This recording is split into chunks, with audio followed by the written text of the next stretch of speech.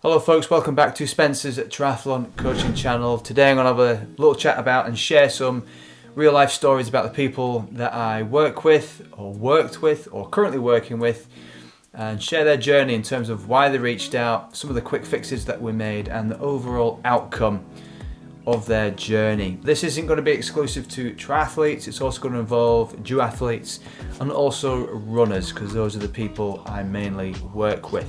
The first person we'll start with is the lovely lady who answers to the name of Courtney.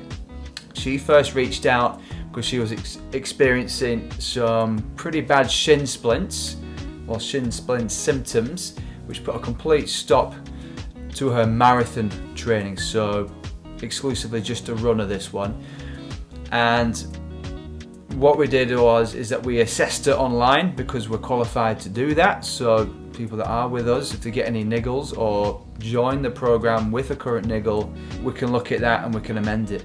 Quick fixes was have a look at this slight issue, and then gave us some basic kind of starting points with rehabilitation. We didn't stop Courtney running completely. We reduced her running and replaced it with some other cardiovascular exercises, being cycling and also cross training, just to alleviate symptoms and let things calm down a little bit. Now the goal with this was, Courtney had the Yorkshire Marathon coming up in 8 weeks time. So we didn't have any time to waste. We had to get to work straight away, and Courtney did exactly that. She did exactly what was asked of her, communicated very well, and I find that the best athletes and the best people, whether triathlon or runners, the ones that communicate the best. There's complete transparency from start to finish. And with this, quick fixes was the rehab for the shin splints, and also have a look at the past 3 months of training that she did prior to reaching out to me. Now, the great thing about Garmin and other similar devices, when you link up to software such as Training Peaks, it can upload the previous exercises and you can study them. You can go back in time and have a look what they did, how they did it, how hard they did it, how long they did it for. And it was no surprise to me that Courtney had shin splints. It was a complete overuse injury, something that could have been avoided. But if you don't know, you don't know. You don't know what you don't know. And that was a thing of the past now. And the outcome of all this, she got to the start line. She reached a marathon time, which was a personal best for herself. That wasn't the objective. The objective was just to get her there, because Courtney had raised a lot of money for charity, a charity that was very close to her heart. And I get that, because I've raised money for charity as well. And those of you listening might relate to that as well. And it's a powerful motivator. It really, really is. So that's Courtney the runner. The next person we'll chat about is a guy called Craig. Craig has just hit 50 years old. He is also a runner, and he wanted to hit some personal bests. Previous personal best of his was a half marathon, which was in Blackpool, which was set 6 years ago, and he wanted to beat this 6 years on, and he was still trying to chip away at it. With around 6 to 8 weeks work that we did together, he managed to do it, and he managed to beat it by a solid 2 minutes, which is really, really good, really amazing. The quick fixes that we did with Craig was, first and foremost, establish his heart rate training zones. We knew what his zone 1 looked like, his zone 2, 3, 4 and 5, what ranges those were in, because everyone's got different heart rates for whatever zone that they're trying to get into. So we did a threshold test, like I said. And then what he didn't like, he hasn't admitted this, but you kind of sense these things. I actually got Craig running a little bit slower initially. A lot of the runs were into like zone 3, so where he thought he was going quite steadily, conversational pace, it was actually quite firmly in zone 3. With other videos on this channel, you can look at the zone 2 benefits and what comes with it. Those benefits weren't happening because he wasn't in the correct zone. That's the first quick fix. And another one was just to chisel away a little bit of body weight, because as we all know, if we're carrying less kind of body fat, we're going to run faster too. Remember, muscle carries you carry fat. From there, what we did was practice and executed progressive overload from 1 week to the next, with regression weeks, with easier weeks, so the body can recover, recharge, and then kick on again. This wasn't happening. It was a bit haphazard. It was a bit all over the place, you won't mind me saying, but that's quite common.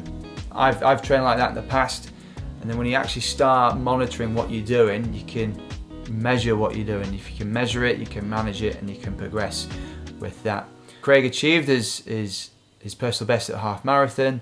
The next stop is the marathon this year in 2025 on April 27th at Manchester, and he's on course to beat that as well. All else being equal, because we need him to be fit, we need him to be healthy, and I'm very, very confident Craig's going to get there, and an absolute delight to work with. This next person is Neil. Neil is a triathlon, and he is from the glorious place of Wakefield in West Yorkshire in the UK. Neil reached out because he's completely brand new to triathlon, and full respect to him, the long-term goal he set himself, and I agreed under certain circumstances, and it's going to be an Ironman, his long-term goal, in Copenhagen. So we've established 3 races leading up to this, just so we can learn, experience what triathlon is all about, and it's at the back end of the year with Copenhagen, so plenty of training to be done, and we've kicked off well before at the back end of 2024, and he doesn't realise how well he's doing. The consistency of this man is awesome, and after having the initial consultation with him over the phone, I knew Neil was going to be a delight to work with. He had history in playing other sports such as cricket, football, everything. I thought this guy's going to really take to this. Because if you guys listen to this, if you're triathletes or had a go at it, it can be quite addictive in a good way. So some initial things that we did to kick things off, again similar to other people onboarding on, we did swim, bike and run tests to see where their starting point is, and not surprisingly swimming was the one that needed a bit of work, so we kind of encouraged that he joins a local triathlon club just so a coach can actually get hands on him in that lane 1. We've all been there if we've started swimming as an adult onset learning point of view, and working on some drills on a weekly basis, and those times are coming down every single month, which is good, and it feels easier and feeling quicker through the water. Cycling wise, the power output is gradually creeping up there, and we've not even touched on any hard efforts yet, which is fantastic, and that also helps with mitigating any kind of injuries within the hip and knee. Make sure his bike setup is correct, and not surprisingly with people starting out, there's also a bit of weight loss to be had, but with the volume of training on certain programs for certain people, this can be easily achieved as long as we're not eating and drinking our body weight in calories. Obviously if you're training 4, 5, 6 plus hours a week, the weight can come off pretty quickly, and he's lost about a stone in the process so far. Some quick wins for Neil. 1, he's enjoying the process. He also, similar to myself and others, he finds it as a nice outlet, a bit of a stress buster, and also on kind of the 6 to 8 week process where we might dabble with another threshold test. Those times are getting better as well. Particularly the threshold test we use for running is one of his local park runs in Thorns Park, a nice fast course, bit of tarmac, bit of gravel, done it myself a couple of times, and smashed the time by like 2, maybe even 3 minutes within that kind of 6 to 8 time frame, which is really, really good. So Neil, if you're watching, keep going my friend, you're doing very well. Next up is Elliot. Elliot lives out in Abu Dhabi, not completely brand new to triathlon, but brand new to being coached, certainly. He's done a few halves, sprints and standards, and he just wanted a bit more focus and laser beam training in terms of that periodization process that we can go through. And again, with quick fixes, which is 9 times out of 10 with people, the heart rate zones, 1, they don't know about them, and 2, they're not correct. So we established those for the swim, bike and run. We established his power outputs for the bike as well with a smart turbo trainer.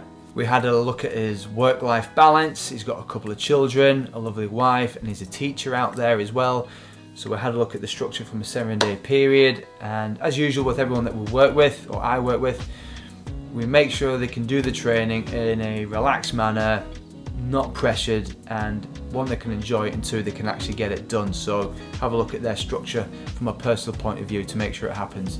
So yeah, that's one of the quick fixes that we do with most people that come on board here. One of the things that we had to do with Elliot, and he won't mind me saying this, is just to rein him in a little bit in regards to races within the calendar. Too many were booked in, so we got rid of a few, because we do actually need to spend time to train in order to get good at something, rather than train for 3 weeks, race, train for another 3 weeks, race. We need a decent few blocks of training, especially if it's going to be like a standard distance and certainly a half distance triathlon. But Elliot's doing great. He's been with me for around 6 months now. It's February, or no, it's March 2025 as I'm speaking now. His swim times have coming down, his FTP has gone up. Not only that, he can hold on to a decent amount of power now for a longer period of time, which is essential for the longest triathlons. And his run times are creeping down too. So it's all going in the right direction. Again, Elliot, keep going, my man. Last but not least, we have Mark. Mark is not brand new to triathlon.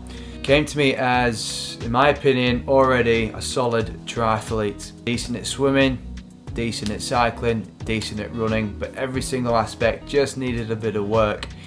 He has just hit his fastest 400 meter time trial in the pool. For 400 meters, he got 6 minutes and 22, which was fastest on the night. But more impressively with that, he can swim under 7 minutes for 400 meters repetitively. So his speed endurance is up there, which is great, because his goals is going to be West Lancs sprint, which is going to be a bit of fun and a nice little tester. But a more serious one for me, in my opinion, is the Lakesman half in the Lake District in a couple of months' time.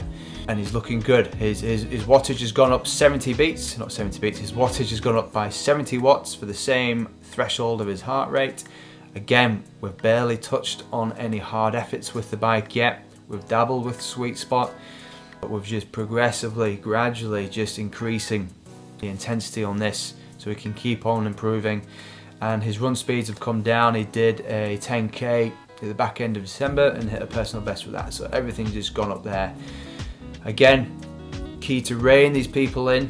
What I find with the triathletes that I attract is that they don't need whipping to get moving, they need reining in, because they think they need to do more, faster, harder efforts, but it's not always the case depending on the individual.